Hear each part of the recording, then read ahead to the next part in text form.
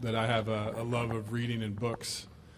So I brought a book today, and I read a quote from it the other night that seemed maybe fitting to start this press conference.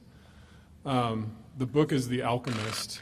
For those who've read it, it's a tale of a journey of a young boy. And what's interesting about the book is that LeBron James was actually carrying a copy of the book with him throughout the playoffs.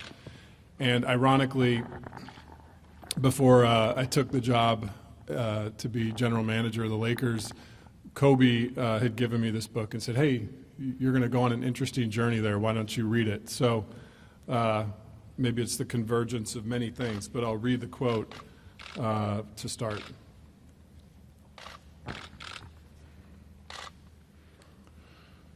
But the young boy was able to understand one thing. Making a decision was only the beginning of things.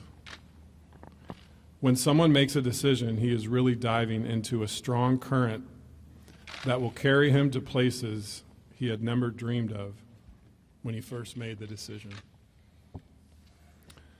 So I think our hope is that there were a lot of decisions made this offseason.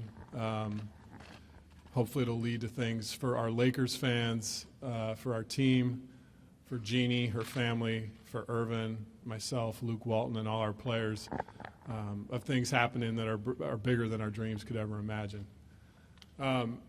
So to kind of address the events in a general way, we are incredibly excited to have signed 14 players to be a part of our roster for next year. Irvin and I, really going back months, worked with Luke and with Jeannie to design a DNA of what we wanted our roster to be about for next season. And the points of emphasis for us in terms of our roster composition were we wanted high IQ basketball players, we wanted versatility, we wanted depth in our roster, we wanted to be able to play fast, and we wanted players that had a toughness about them. And as we completed our signings yesterday, we look at this roster of 14 players, and we're incredibly proud that it represents those things. And today I think it'll be great to get to some questions from you guys to ask about the players we've assembled. I'll maybe take you through quickly the signings that we've done, and then open it up for questions. So starting at the top, obviously to get the commitment from LeBron James to come to the Lakers for 4 years was really the culmination of everything we've been working towards. As you guys know, when Irvin and I were tasked by Jeannie to take this job, we were looking at a salary cap that was full. There was no cap room. We were looking at a draft war chest that was somewhat depleted of picks that had been traded out. And Irvin and I, in our past careers, felt like we had both done the impossible, worked on some hard tasks, and we looked at each other and said, hey, we've got to make something work out of this. It's a challenging beginning, but we have to start playing chess. We have to make the right moves and get to a place where we can create flexibility. And you guys know the narrative there, the moves that we've made.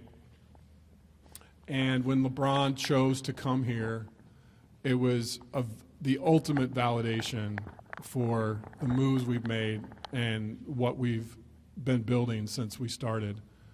For the greatest player in the world to onboard and to become part of the Lakers just made Magic and I and Jeannie and Luke so proud of the work we've done so far. And I think I said in our press release yesterday that the work is not done by any stretch of the imagination. We're on a journey. We're on a journey towards bringing the 17th banner to the Los Angeles Lakers, and we know we still have work to do to get there. Going on to the rest of our roster, as you know, we signed Rajon Rondo. We wanted to add basketball IQ and playoff toughness to our roster, and he brings that. He's a player that has thrived in playoff moments, and we see this as a playoff roster and a playoff team. So he was essential for us to add. Lance Stevenson is a player that just brings an extreme toughness and an edge. If you study championship and playoff teams of the past, you look at Michael Jordan having a player like Dennis Rodman. You look at Kobe's teams with Metta. Having a tough player that brings an edge to the game like Lance is a really nice ingredient that I think with LeBron's leadership will pervade to our young core as well and just give them a sense of swagger and toughness. JaVale McGee, simply put, he changes the geometry of the game. His combination of speed and length and athleticism is so unique and so hard to find. And Magic and I had so many conversations leading up to our signings and conversations with Luke too about how for us to play the style we want, we need a rim roller and a rim protector. So if Kyle Kuzma gets the ball on the perimeter and breaks a guy down on the dribble and he's driving, 2 or 3 guys can't collapse on him because he's got an angle to throw it up to the rim. So defenders have to honor that. And so JaVale's just going to open up so many lanes for us. Then we get to, I guess, the rookies, which we already had a press conference on our rookies with Mo Wagner and Svi and Isaac Banya, who you guys have been seeing in the summer league. We've talked extensively about them, and I'll answer some questions there as well. But I guess just to wrap up on the opening, this is a roster that we could not be more thrilled and excited about, and just look forward to getting these guys in this building and starting the work. Yeah, Rob, Jim Hill, how have you seen, since the signing of LeBron, how have you seen and felt the culture around the building and around the city change, and when do we get to hear from him? You know, it's interesting. I got to go meet LeBron to sign his contract, and every moment that you are around someone of his accomplishments and with his leadership is impactful. And it was all business. And it was, hey, you know, we're the Lakers now. We don't celebrate signings. We don't celebrate roster additions. We celebrate one thing, that's NBA championships. That's the goal. That's the only goal. And he made it very clear. He said, I'm going to be the first guy in the gym every day. I'm going to be the last guy to leave. And that influence is going to shape everyone on our roster because that's who I am. That's what I'm about. And I'm sure all of us saw, you know, yesterday he just got back from his vacation after the finals. And when I was leaving his house, he jumped into his car and made it clear to his management team, hey, I expect, you know, the weight coach, his trainer, to be at the facilities training at 6 a.m. to get back on the grind. And there he was posting videos of the lifting already. And I think, Jim, you know that in our exit meetings with Lonzo, with Kuz, with B.I., with all the players, Josh, we made it clear about getting their bodies to a pro level. And we've seen the work they've put in. But now when you have the best player in the world joining you on that journey, it just multiplies your passion. It just multiplies your commitment. I think if you look at what Josh Hart is doing in the Summer League, for those that have watched the games or been there, Josh made a very unique commitment after the season to get right into the weight room. And he worked on his explosiveness, he worked on his strength, and now he's one of the top 3 scorers in the Summer League, and the game looks easy to him. Last night he went down the paint with his left hand and dunked on a couple guys. Those were moves he wasn't making last year, but it's a commitment to his body.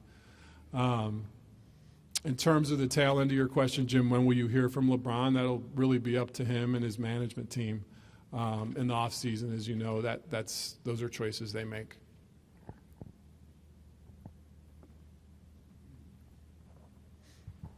Hi, Rob. Ted Sobel, Sports USA. A follow-up to Jim's question. A little history perspective here. You say you don't celebrate signings, but the Lakers have always, and I go way back to even Wilt, it wasn't a celebration necessarily, but at least they said something and they had something to say, hey, I'm here, hello fans. Is there anything to that at all? Yeah, I think it's a great question. So when I use the word celebrate in terms of the ultimate celebration, like our ultimate celebration is to win an NBA championship. Of course, we're going to take pleasure in, as I opened with, it's the ultimate validation for a player like LeBron to choose to come here. So that is a celebration, just not an ultimate celebration. But fair question. Hey, Rob. You know how contending teams think through the game at a higher level or even at a maniacal level with certain guys. How realistic is it for the young guys on this team to just raise that to the standards that someone like LeBron would expect? You know, it's interesting, Kevin. We all saw this. In the playoffs last year, youth succeeded. We saw it in Utah. We saw it in Boston. And we are absolutely confident that this young core that we have, that we've been so excited about, LeBron made it clear to Irvin and me that that was one of the things he was so excited about. We all know when you're hanging around youth, it's exciting. It kind of, you know, I keep thinking it's going to add fuel to his rocket pack, you know, just to be around young, energetic guys that play fast and play hard, and there's an innocence to being able to shape them and mold them. I think a player at LeBron's career stage, it's going to be really incredible for him to feel like he's giving back to the game and helping shape these young guys. He didn't necessarily have that experience the way the Cleveland team was built. And so we purposely wanted this team to be built very differently than the past ones that he's played with. And I really think that the youth is going to be a mutually beneficial thing to him, just to kind of bring joy back to him, being around the young guys and shaping their careers. And then, of course, the influence he's going to have on making those guys better. We've seen that here before with Magic shaping a team, with Kobe shaping a team. Now it's LeBron's turn to have a blank canvas to put his imprint on the DNA of this team. Yeah, Rob, Darren Horton with KTLA. A lot of people focus on the offense, but it seems like the guys that you acquired also are elite defenders. And I just want to ask you about what factor did that play in the decision to put this group together? That's a great question. We did not want to go out and just sign specialists like, oh, this guy can just shoot. We wanted tough two-way players, to your point, that could defend with a level of toughness and also make shots. And listen, the road to an NBA championship has to go through the team that won last year. And we all know the guys up north have a special group. But one of the ways to attack what they have is with defensive toughness. I think we saw that in the Houston series with some of the players that Houston had. And we identified with, if you look at, you know, KCP as a guy that is a tough defender and shooter. Josh Hart is proven to be a pit bull of a defender and a guy that can make shots. You know, Rondo historically has been a tenacious, tough guy, steals. He's, you know, and I think we wanted that mentality. And you're right, we identified it. Lance Stevenson, he'll agitate you, he'll get under you, he'll cause you to get out of your game, and he can play in the open court and score at the rim. So that was a very purposeful decision. Quick follow-up, Rob. You mentioned the guys up north. Was that in the back of your mind as you were putting together this team? Are you consciously focused on you got to get ready for that? It's a part of the equation. I mean, you have to take, if your goal is to win a championship, you've got to look at the way the champs are assembled and how you can give yourself the best chance, you know, to take them down. It's not the sole focus or the sole goal, but it's certainly part of the equation. And, you know, Irvin and I had a conversation, and, you know, LeBron echoed this sentiment that I think to try to play the Warriors in their own game is a trap. No one's going to beat them at their own game. And so that's why we wanted to add these elements of sort of defense and toughness and depth and try to look at areas where we'll have an advantage. What was the decision-making process like with what you guys decided with Julius Randle? Was there consideration given to giving him a long-term deal, and how much did that depend on what the free agents decided? It's a good question. Julius, unbelievable player for us last year, great young player. We have a philosophy here that when a player's played here and goes on to another team or gets traded, we just want them to thrive and succeed, and we wish them, the best. We did identify going into this offseason, Tanya, to keep cap flexibility for July of 2019. So you can see that the way our roster is constructed is we didn't do, other than LeBron, we didn't do multi-year deals because keeping that flexibility is big for us. Again, as I said at the beginning, we don't feel like our work is done in assembling a championship team, but we feel like we've taken another huge step towards that. And Irvin and I made a conscious decision. We're going to have our focus be on the now, the present, this team. We're not going to think or talk about July 2019 until it gets closer. But we did make a decision to keep our flexibility. Rob, when you look at this roster and try to figure out what the rotations are going to be, I mean, how positionless is this roster? And also with the veterans that come in, how switchable and versatile do you think they'll be defensively? Great question. Again, we purposely wanted to build a very versatile, positionless team. And the other thing that we met with Luke Walton about, Irvin and I, and we're really excited about, is that we feel like we're going to have an open training camp in terms of competing to figure out what is that best five to win and to go deep in the playoffs and to give ourselves a chance to win a championship. I think that's exciting. Obviously we have LeBron James is going to be a starter. No breaking news there. But the other four spots, it's going to be an open training camp decision. And I think that's good for everyone on our team because it's getting them in the mindset of to train hard this summer.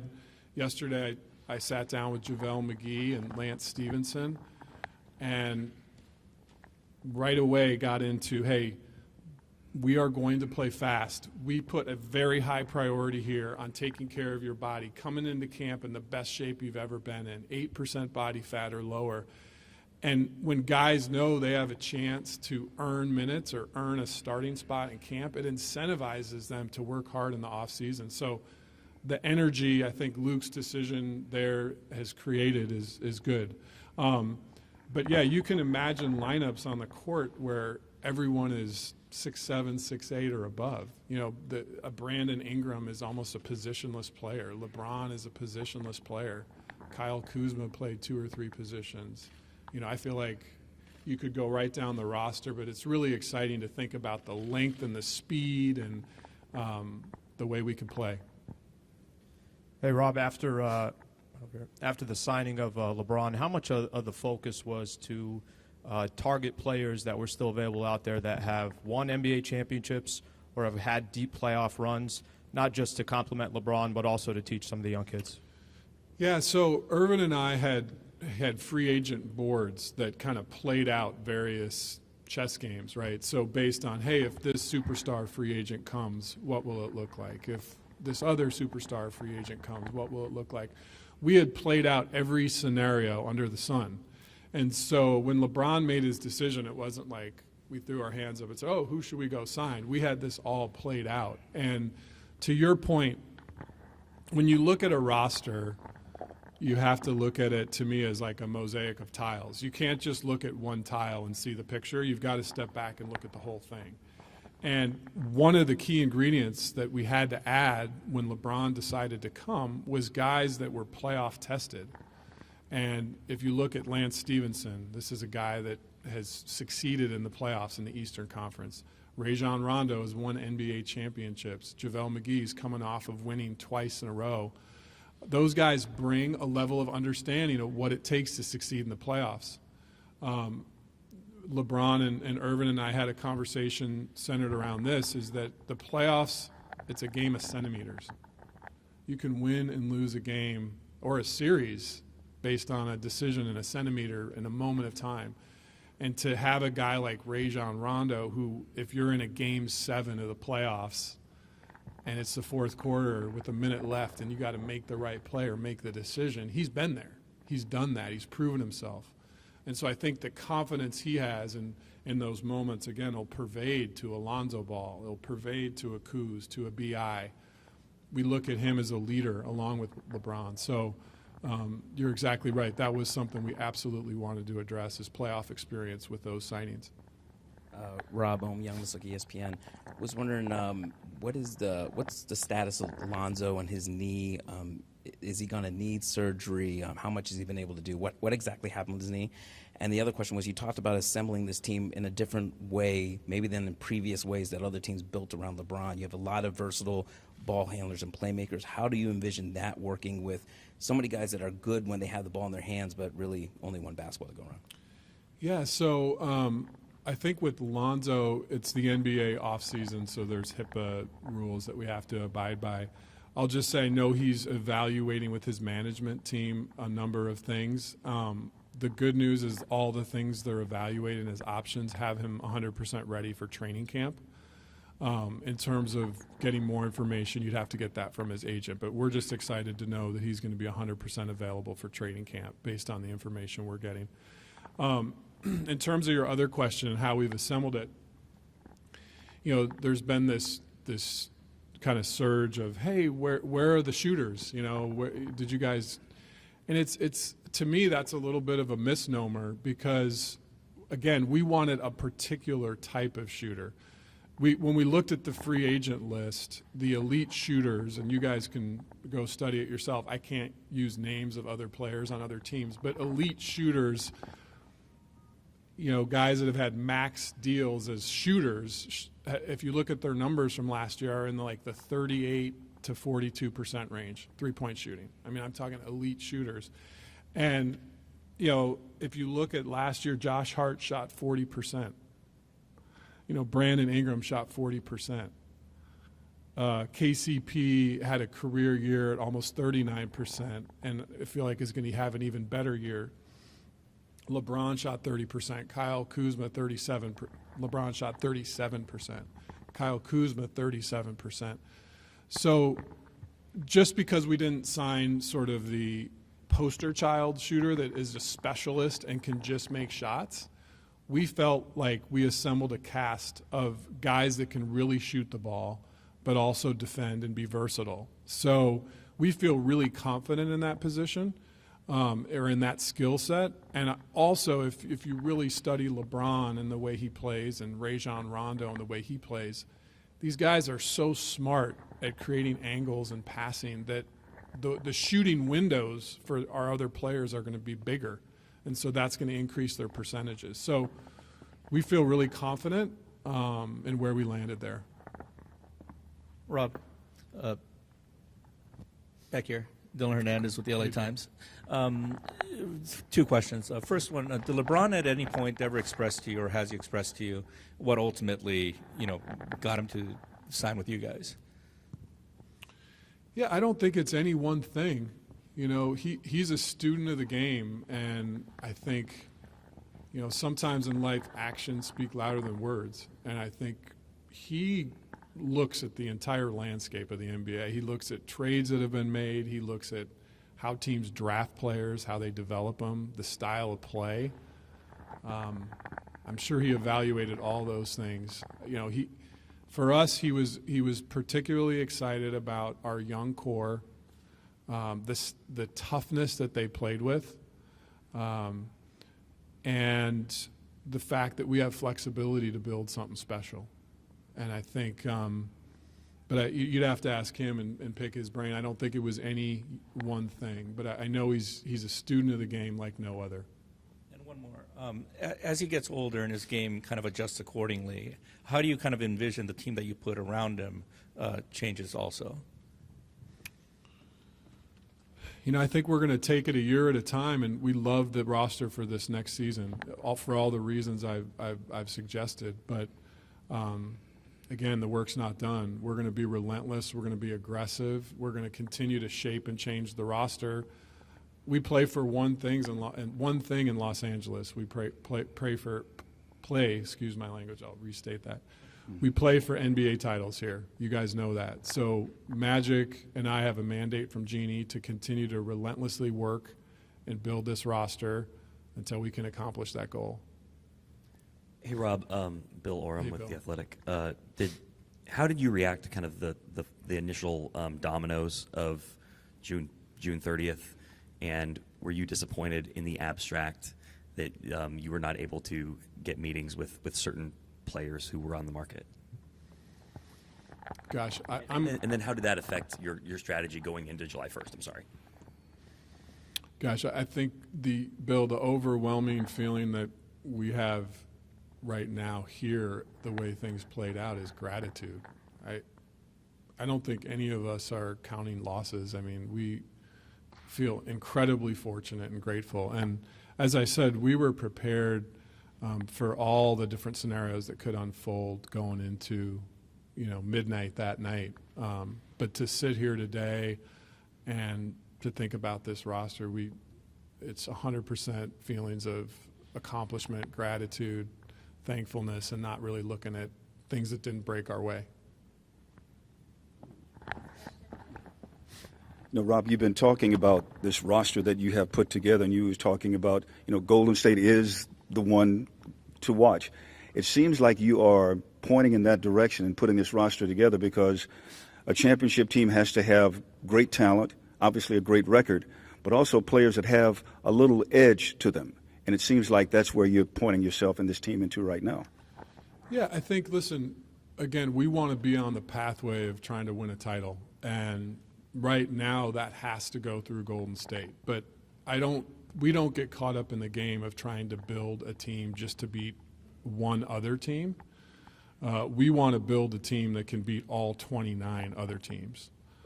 But as I said before, we do take into consideration that one of the ingredients I think that's necessary to get through a team that's won back-to-back titles is that element of toughness. Absolutely, and that's something that we think will help us in games against them, but also in the other 28 teams as well.